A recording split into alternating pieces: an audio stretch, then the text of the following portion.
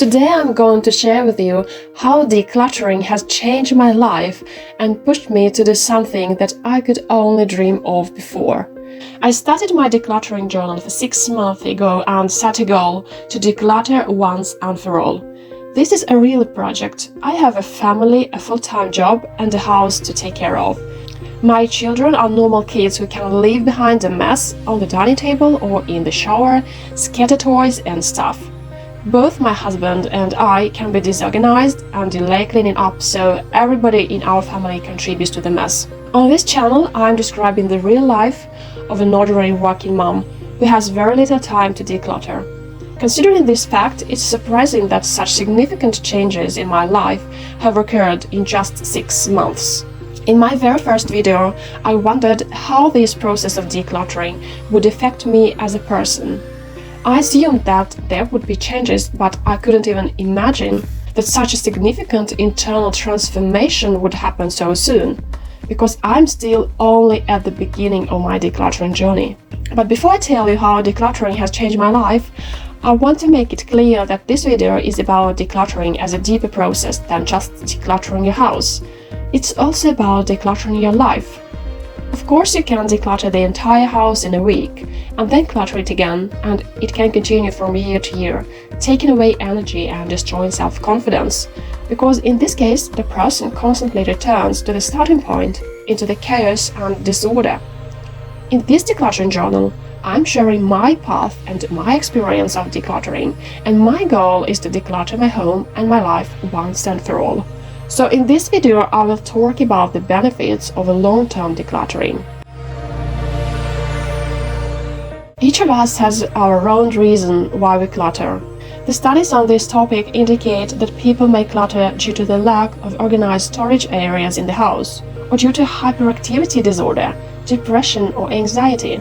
The reasons are multiple and they are often intertwined with each other. Oddly enough, perfectionists can have a mess at home because they are prone to draw some ideal image of their house in their head and simply don't believe that they will ever be able to achieve this order. The gap between the ideal home and what a perfectionist has in the real life can be so big that the person feels overwhelmed and doesn't even try to do anything. As a perfectionist, I've experienced this myself. The method that helped me in the beginning was that I started decluttering from separate parts of the house and initially did not set impossible tasks to myself. The goal of my decluttering journal is not just to tidy up, but to understand the reason of this behavior and change something at a deeper level. I have grown up poor. It was a difficult time. We were 4 children and the family often lacked money, despite the fact that both parents worked. I was the youngest in the family and had to wear out my older sister's clothes. My parents rarely bought me new ones. We used things until they tore or broke, so now I find it very difficult to get rid of things that still can fulfill their function. I often keep things and papers for a rainy day, because they give me a feeling of security, like in my childhood. Already as a child, I learned to be content with something mediocre and put off the best for later. The word later has taken root in my inner dialogue with myself and has become my friend both in big decisions and small everyday matters. I think that people who are prone to clutter have a hard time getting things done without procrastinating. When I've eaten, I say to myself, I'll wash the dishes later. When I've come home with my child, I allow myself to throw the clothes on the floor to hang up them later. I change clothes after work and my inner voice says to me that it's okay to put the clothes in the closet later. Wait, but when will I enjoy a clean space and a cozy home environment? And my inner voice says to me, so that too later. I've realized that I'm used to putting everything off until later, but one of the most common tips of dealing with clutter is clean up after yourself right away. So my task is to reduce the use of the word later and to increase the use of the word now. I've come to the conclusion that the problem of parting with unnecessary and old things may be connected to delayed life syndrome. This syndrome is not a mental health illness, but a way of thinking and behaving. People with this syndrome constantly prepare for a happy and fulfilled life, but they never quite get there. People with this syndrome can deny themselves the joy of living in cleanliness now, and may think like, when I move to a new apartment, then I will make an ideal order which I will want to maintain, but now I can step on the boxes gathered in the hall.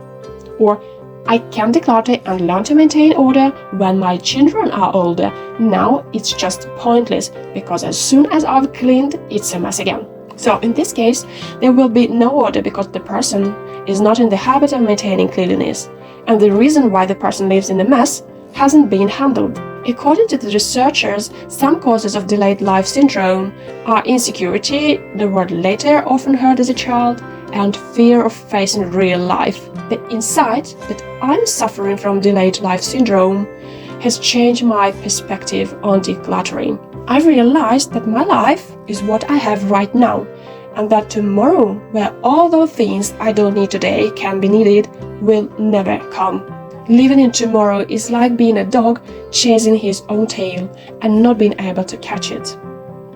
One of the places I decluttered first was my home office. Decluttering papers and books is like a torture for me, evoking decision-making anxiety. When I decluttered my home office, I threw away or removed a lot, but there was even more stuff that I chose to keep. But now I'm wondering again, why do I keep those papers? Do they really guarantee my safety? If there will never be another life other than the present one, then why don't I read these papers or books now? The answer is because now I have other priorities in my life. I choose not to devote time to the things that are not relevant for the moment. But should they take up so much space then? Wouldn't it be better to use this space for the things that are corresponding to my current needs, priorities, and goals? And if I keep those things to feel safe, so next question will be, if I get rid of the things that give me a sense of security, what can it be instead of stuff that can make me feel safe? What about the stuff related to who I once was, what I was interested in then, what I devoted my time to, made money on? All this is no longer relevant. What is relevant is who I am now, what values and needs I have now, and what my goals are in the present. We need to allow ourselves to let go of our past self and create the life of our dreams now, right? But the question is how to learn to live here and now. I think that if we gradually begin doing things that we used to put off would be a good start. Decluttering is a great way to learn to do things without delaying them for later. We can accomplish big changes through building small habits, and we can build the habit of doing things at once by practicing everyday routines in decluttering. So end the habit of postponing things. Establish new habits and routines in the everyday life, like putting dirty dishes directly in the dishwasher or putting rubbish in the trash bin at once. Stop delaying everything. When I realized that tomorrow will never come, that all I have is my present, and maybe today is my last day on the earth, at that moment I decided that I want to live the life of my dreams now. Then I sat down and fulfilled my dream, which I had put off for a long time out of fear of change. I booked a trip to Greece with my daughter. I did it not because I had more money or more free time than the day before, but because decluttering has changed my perception of life. Thanks to the insights that came through decluttering, I have reconsidered my priorities in life. I work full-time, and this is the activity that takes up most of my day. All time that remains for the family, home, and myself is only 5 or 6 hours a day. This time, and even most of the weekend, is spent on household tasks and other important things like decluttering or maintaining this channel. However, I don't want my work to be my main value. Family and home are of greater value to me. But what I am doing now is allow myself to spend plenty of time on secondary values like job.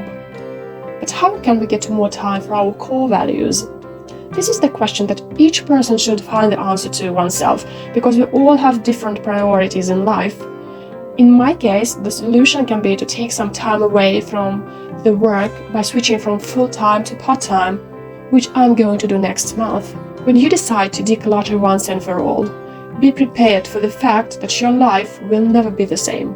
Decluttering brings about a personal change, but at the same time, a long-term decluttering can be the result of this personal transformation. By decluttering my home, I began to change as a person. This is logical since you will agree with me that a person who lives in cleanliness has different values and habits than a person who lives in a mess. A person who lives in a mess is full of fears, anxiety, stress, and constantly puts off life until tomorrow. A person who keeps things in order is more organized, capable to make difficult decisions, and cut off unnecessary things. This person knows what he or she wants in life and have the ability to defend personal boundaries. And maybe you are wondering now, what do personal boundaries have to do with decluttering? The point is that a long-term decluttering is not only about yourself, but also about all the family members with whom you are sharing the same home. Decluttering your home is a joint project. It is important to involve everyone in the family. In many cases, the family members get inspired by the other family members' results and begin to declutter themselves. For example, my husband decluttered his closet after I've decluttered mine. He became inspired by my results and decluttered his wardrobe when I was on a trip. We hadn't even talked about it, so it became a positive surprise for me when I came home. However, forming new habits is not easy, and you need to help each other with it. For me, decluttering doesn't mean that I, as a wife or mom, should spend more time on cleaning up after someone else. On the contrary, I have made it clear to my family that I declutter once, and then we cooperate to maintain cleanliness. I'm not a cleaning woman in my own home. I'm a driving force behind the cleaning out and improving our shared space. I'm the project leader, rather than the only cleaner in the family. It's a big difference. And I must be ready to defend my personal boundaries, or maybe to learn doing it if needed, so that everybody in the family respects my work and each other's contribution and space. The ability to defend personal boundaries can be an additional bonus to decluttered space. Decluttering provides an opportunity to find ways to change for the better as an individual, but also as a family. My decluttering journal is an example of such change. This transformation takes time, but just within 6 months of my decluttering, the process has become irreversible, and it's really amazing. Some areas in my home haven't been decluttered yet, and the decluttered parts of the house can get messy again. But there is a systematic work on reducing recurring decluttering. If you want to get some practical tips on how you can get started with decluttering in an effective way, you can watch this video. Please share your thoughts in the comments below if this video has resonated with you. I wish you a great day, lots of positive energy, and a clean and tidy home. Thank you so much for watching.